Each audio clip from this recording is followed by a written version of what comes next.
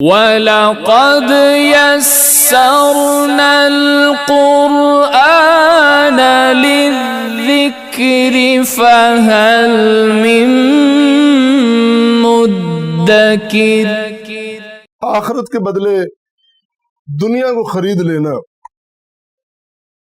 یہ بڑے نقصان کی تجارت ہے، یہ سودا بڑے گھاٹے کا ہے، اور بار بار قرآن کہہ رہا ہے، بار بار یہ قرآن کہہ رہا ہے کہ آخرت کے بدلے دنیا کو نہ خریدو، یہ نفع کا کاروبار نہیں ہے، یہ نقصان کا کاروبار ہے۔ اور یہ بات بنی اسرائیل کو بھی کہی جا رہی ہے کہ تم حقیقت کو سمجھو۔ حقیقت یہ ہے اولئک الذین اشتروا الحیاۃ الدنیا بالآخرۃ فلا یخفف عنہم العذاب ولا هم ینصرون۔ یہ جو تم نے آخرت کے بدلے دنیا کی زندگی کو خرید لیا ہے، یہ بڑا گھاٹے کا سودا ہے۔ اور دنیا جس کی حیثیت ہی کوئی نہیں ہے، تم نے دنیا کو کیا سمجھا ہے؟ دنیا داروں، یہ ہے نا کہ دنیا داروں کے لیے یہ دنیا زینت بنا دی گئی ہے، سجا دی گئی ہے، سنوار دی گئی ہے، ان کو نظر یہی آتا ہے کہ دنیا ہی دنیا سب کچھ ہے۔ ایک حدیث میں آتا ہے، حضرت ابو ہریرہ رضی اللہ تعالیٰ عنہ بیان کرتے ہیں،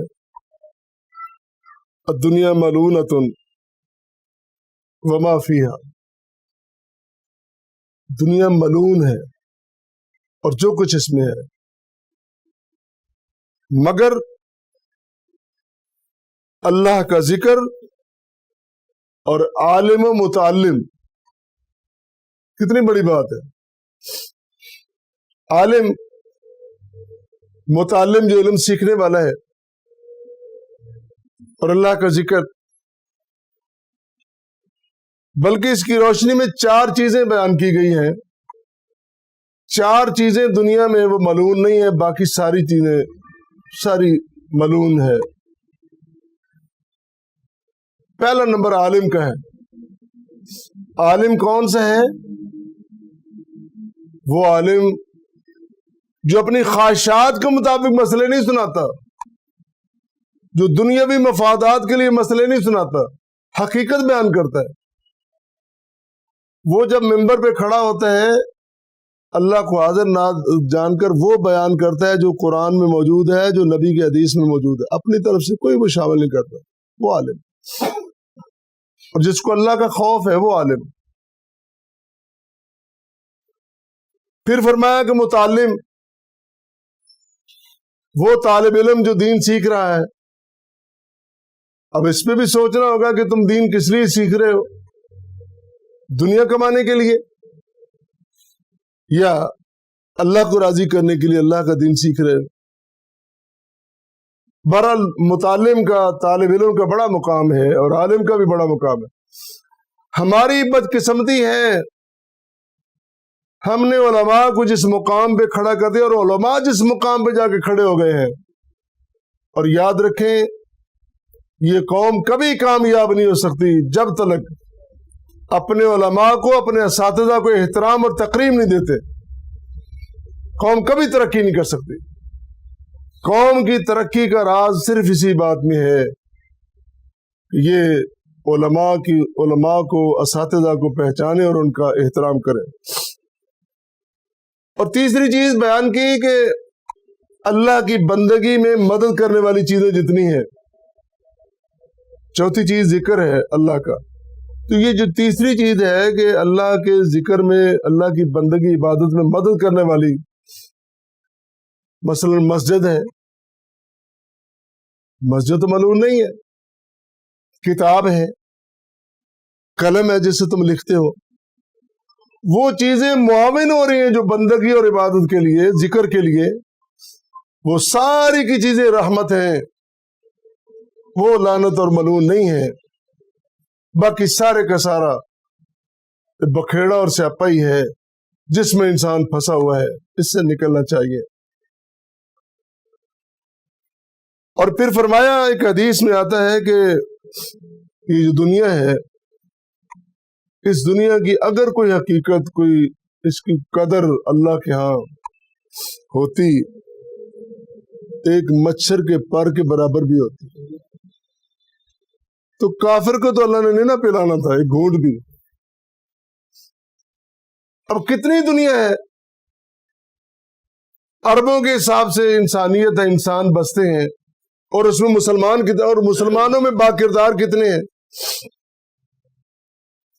کتنی ڈھیر ساری دنیا ہے، وہ ساری کی ساری کفر و الحاد پہ اور شرک پہ، بدعت، اللہ تعالیٰ پھر بھی کھلا رہا ہے، سب کو کھلا رہا ہے۔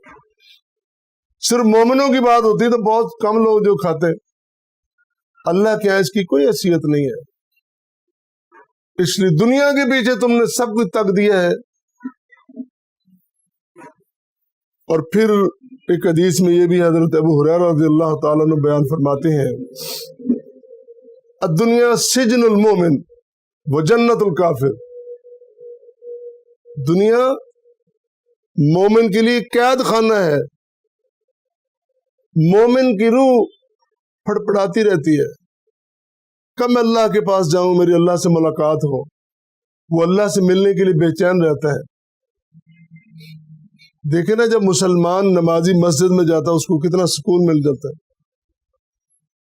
وہ سکون میں ہوتا ہے، اور منافق آدمی وہ بڑا بے چین ہوتا ہے، اس کو سکون ہی نہیں ملتا مسجد میں۔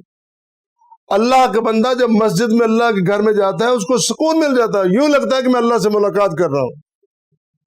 مومن بندہ، مسلمان بندہ اللہ کے لیے، اللہ کی ملاقات کے لیے بے چین رہتا ہے، اور نماز میں ملاقات ہوتی ہے تبھی جا کے اس کو سکون ملتا ہے۔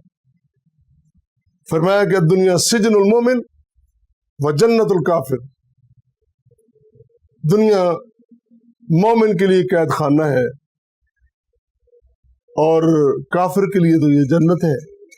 وہ بڑا خوش ہے، میں نے یہ اچیو کر لیا، یہ حاصل کر لیا، یہ مقامات، میں نے یہ مقامات لے لیے، وہ دنیا کی کامیابی میں بڑا خوش ہے اور بڑا ناز ہے اس کو۔